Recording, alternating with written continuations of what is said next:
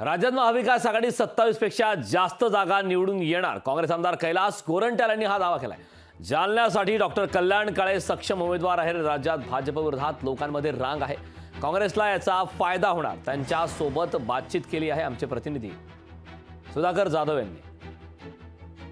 जालना काँग्रेसचे आमदार कैलासजी गोरंट्याल आपल्या सोबत आहेत। काल कल्याण काळे यांना जालना लोकसभेसाठी उमेदवारी जाहीर झाली आहे। कल्याण काळे यांना उमेदवारी जाहीर झाली आहे। कसा सामना राहणार आहे या लोकसभेमध्ये? हे बघा, सर्वप्रथम मी आमचे पक्षश्रेष्ठ यांना मनापासून त्यांचा आभार आणि धन्यवाद व्यक्त करतोय।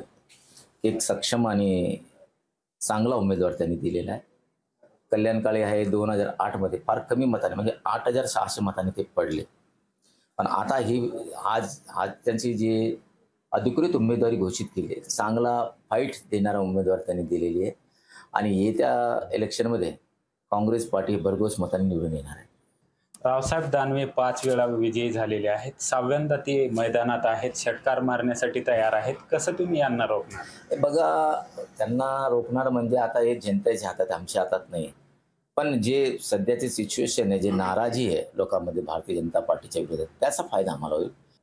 राज्यात किती जागा येतील महाविकास आघाडीला? हे बघा, आता परवा जे सर्वे झाले, काही महाराष्ट्र टाइम्सने काढले, काही बाकी वर्तमानपत्र, काही सी वोटर्सने काढले, त्या 27 जागा महाविकास आघाडीला दाखवतात।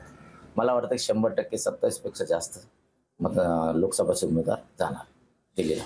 सुधाकर जाधव, लोकशाही मराठी, जालना। लोकशाही मराठी, ऐका, पहा, जागरूक रहा।